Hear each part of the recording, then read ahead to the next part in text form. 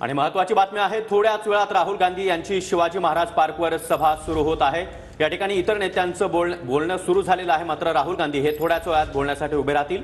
दरम्यान इंडिया आघाडीचे प्रमुख नेते मुंबईतील सभास्थळी आता दाखल झालेले आहेत आणि ही दृश्य आपण पाहतो आहोत। छत्रपती शिवाजी महाराज पार्क या ठिकाणी राहुल गांधी आता दाखल झालेले आहेत। अगदी थोड्याच वेळात राहुल गांधी या ठिकाणी बोलण्यासाठी उभे राहतील। त्यावेळी राहुल गांधी कोणत्या शब्दामध्ये भाजपवर आणि केंद्र सरकारवर निशाणा साधतात हे पाहणं अत्यंत महत्त्वाचं असणार आहे। आणि आपण ही थेट दृश्य बघतोय छत्रपती शिवाजी महाराज पार्क मधून आहेत, ज्या ठिकाणी सभेसाठी राहुल गांधी हे आता मंचावर दाखल झालेले आहेत आणि त्यावेळेला त्यांच्यासोबत इंडिया आघाडीचे इतर प्रमुख नेते देखील उपस्थित असलेले पाहायला मिळतात। राहुल गांधी यांच्या सभेला आता सुरुवात होते।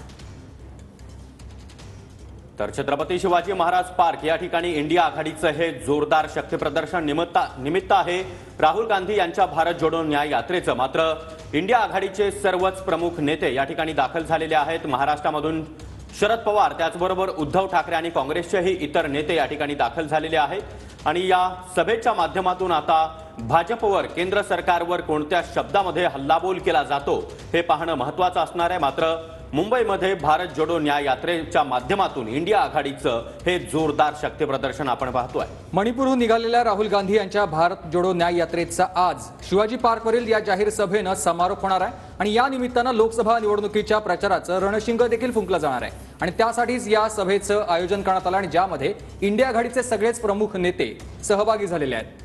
हे दृश्य आपण पाहतो आहोत। राहुल गांधी व्यासपीठावर दाखल झालेले आहेत। त्याचबरोबर काँग्रेसचे राष्ट्रीय अध्यक्ष मल्लिकार्जुन खरगे हे व्यासपीठावरील उपस्थित नेत्यांना या ठिकाणी अभिवादन करतायत, त्यांना नमस्कार करतायत।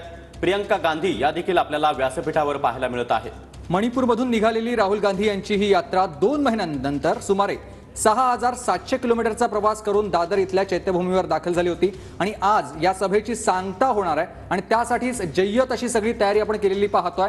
सगळ्या राज्यभरातून सध्या महाविकास आघाडी आणि इंडिया आघाडीतले जे प्रमुख घटक पक्ष आहेत त्यांचे कार्यकर्ते छत्रपती शिवाजी महाराज पार्कमध्ये आज दाखल झालेले आहेत। राहुल गांधी यांनी गेल्या 6 दिवसांमध्ये महाराष्ट्रात दाखल झाल्यापासून शेतकरी, महिला, रोजगार, महागाई अशा अनेक मुद्द्यांवरून केंद्र सरकारला घेरण्याचा जोरदार प्रयत्न केला।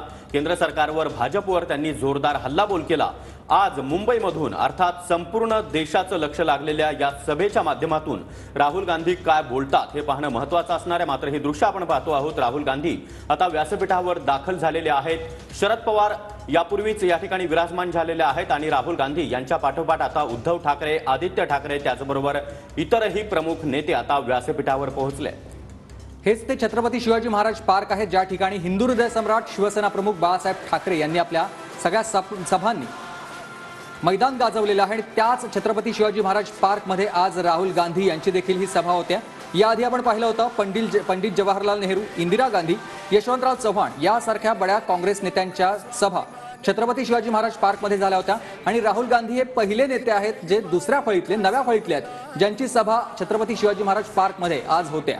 इंडिया आघाडी एकत्र झालेली आहे, पण ती 2019 मध्ये ज्यावेळेला महाविकास आघाडी स्थापन झाली तेव्हापासून उद्धव बाळासाहेब ठाकरे हे काँग्रेससोबत गेलेले आहेत आणि आज त्यामुळेच एकत्र आपण बघतो हे नेते, दोन्ही नेते काँग्रेसचे आणि उद्धव बाळासाहेब ठाकरे एका मंचावर आलेले आहेत। त्यामुळे नेमकं आज कोणकोणत्या मुद्द्यांना हात घातला जाईल, नेमकं विरोधकांना कसं रोखता येईल यासाठीचे प्रयत्न केले जात आहेत। त्यामुळे आजच्या या भाषणाकडे त्यांच्या सगळ्यांचं लक्ष लागलं आहे।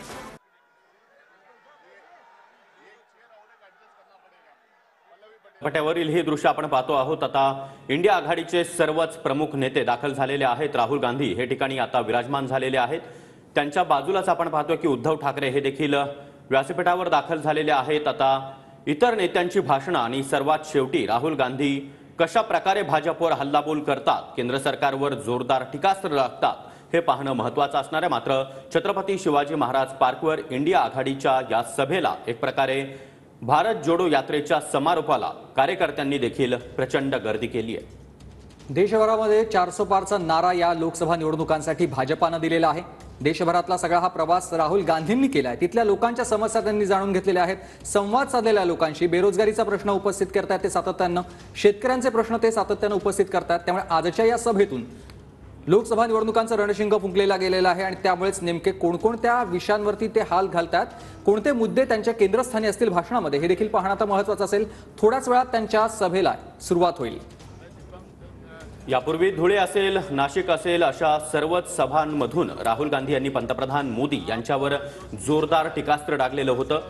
पंतप्रधान मोदींना स्कुबा डायव्हिंग करण्यासाठी वेळ आहे, मात्र त्यांना मणिपूरमधील महिलांच्या समस्या जाणून घ्यायच्या नाहीयेत, त्यांना शेतकऱ्यांच्या समस्या जाणून घ्यायच्या नाहीयेत, त्यांना उद्योगपतींचं कर्ज माफ करता येतं, मात्र शेतकऱ्यांचं कर्ज माफ करण्यासाठी त्यांच्याकडे ₹1 देखील नाही, अशा शब्दांमध्ये राहुल गांधींनी पंतप्रधान मोदी यांच्यावर हल्लाबोल केलेला होता. आणि आजच्या या सभेकडे संपूर्ण देशाचं लक्ष लागलेलं आहे आणि या सभेच्या माध्यमातून राहुल गांधी पुन्हा एकदा पंतप्रधान मोदींवर कशा शब्दांमध्ये, कोणत्या शब्दांमध्ये हल्लाबोल करतात याकडे संपूर्ण देशाचं लक्ष लागलंय.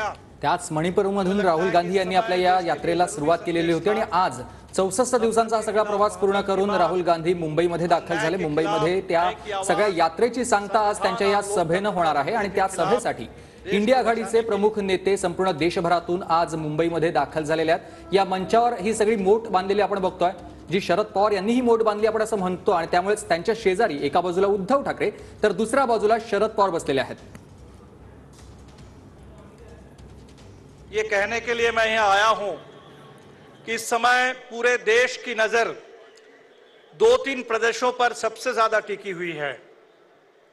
बिहार, जहां से विपक्षी एकता की मुहिम शुरू हुई थी, जहां इंडिया गठबंधन की पहली बैठक हुई थी, आप सबको पता है कि भारतीय जनता पार्टी ने कैसा खेल खेला है वहां, और नीतीश कुमार जी अब उस तरफ चले गए.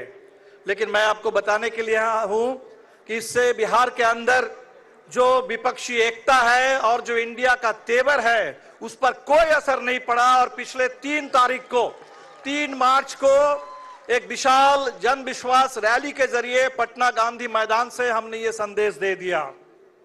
और आपसे ये कहने के लिए हम यहाँ हैं कि जिस तरह से महाराष्ट्र में खेल खेला गया, पुरानी पार्टियों को तोड़ दिया गया, एनसीपी को तोड़ा गया, शिवसेना को तोड़ा गया, लेकिन मैं कहने के लिए हूं कि इस समय पूरे देश, इस महाराष्ट्र के अंदर देश की उम्मीद है कि महाराष्ट्र की जनता भारतीय जनता पार्टी के इस पूरे गुजरात लॉबी के इस खेल के खिलाफ बिल्कुल अपनी एकता का परिचय देगी. और इस समय फिर एक बार बिहार और महाराष्ट्र, ये 2 प्रदेश जहां दूसरे और तीसरे सबसे ज्यादा सीटें हैं, पश्चिम बंगाल दूसरे और तीसरे नंबर पर बिहार इस समय, तो इन तमाम स्टेटों में जबरदस्त विपक्षी एकता का माहौल है. जमीन पर लोगों की जबरदस्त एकता है. इस एकता को बुलंद रखिए और हर कीमत पर एक वोट से जो खेल खेला गया इलेक्शन बॉन्ड के जरिए, इलेक्टोरल बॉन्ड, इलेक्टोरल ट्रस्ट, इसके जरिए हम देख रहे हैं कि पूरे देश में पैसे का खेल, पूरे पैसा बोल रहा है. और इस पैसे के खिलाफ हमारे पास जनता की एकता है, हमारा खून पसीना है. तो पैसे के खिलाफ पसीना जीतेगा, ये इस बार के चुनाव के हमारे सामने चुनौती है. और वो किसानों का पसीना, जिन किसानों को रोकने के लिए दिल्ली में सरकार ने बैरिकेड खड़ा कर दिया, कील ठोक दी सड़क पर, किसानों की जान ले ली. अभी हमने देखा रामलीला मैदान में किसानों ने और ट्रेड यूनियनों ने मिलकर के अपनी आवाज बुलंद की. किसानों की एकता, मजदूरों की एकता, पूरे देश में दलित बहुजन समाज और आंदोलन की जबरदस्त एकता, देश की आधी आबादी, महिलाओं की, अभी 8 मार्च के दिन पूरे देश की महिलाओं ने अपनी आवाज बुलंद की, वो एकता, छात्र नौजवान, अभी जेएनयू जिस यूनिवर्सिटी को खत्म करने की कोशिश है, जिसके खिलाफ पूरे नफरत का प्रचार हो रहा है. 22 तारीख को मैं आपको बताऊं, भगत सिंह के शहादत दिवस के पूर्व संध्या पर 22 तारीख को जेएनयू में भी चुनाव होगा. और मुझे पूरा उम्मीद है फिर एक बार जेएनयू के नौजवान भी जेएनयू के अंदर जो खूनी खेल है, इस खेल का भी जवाब देंगे. तो हम लोग तैयारी कर रहे हैं हर संभव तरीके से, आंदोलन के माध्यम से भी और चुनाव के माध्यम से भी. ये वो समय आ गया जब एक वोट, उनके पास संविधान विरोधी इलेक्टोरल बॉन्ड था, हमारे पास जो ताकत है वो संविधान की ताकत. संविधान ने एक ही ताकत हमको दी है, एक वोट की ताकत. बाबा साहब अंबेडकर ने कहा था ये एक वोट है राजनीतिक बराबरी के लिए. सामाजिक और आर्थिक जो गैर बराबरी देश में है, उस गैर बराबरी को मिटाने के लिए ये जो वोट की एक ताकत है, इस ताकत का ठीक से इस्तेमाल करना होगा। एक एक वोट के माध्यम से बाबा साहब अंबेडकर के संविधान की रक्षा करना, इस देश की गंगा जमुनी तहजीब उसकी हिफाजत करना, इस देश में पिछले 75 साल से जो संघर्ष हमने किया है, एक आधुनिक लोकतांत्रिक हिंदुस्तान बने, एक धर्मनिरपेक्ष हिंदुस्तान बने, ये संविधान की भावना है, जिस भावना को तोड़ने के लिए नागरिकता संशोधन कानून के जरिए पूरे देश में गरीबों को नागरिकता से बेदखल करने की साजिश हो रही है। इस साजिश के खिलाफ हमारा एक एक वोट इस आवाज को बुलंद करे।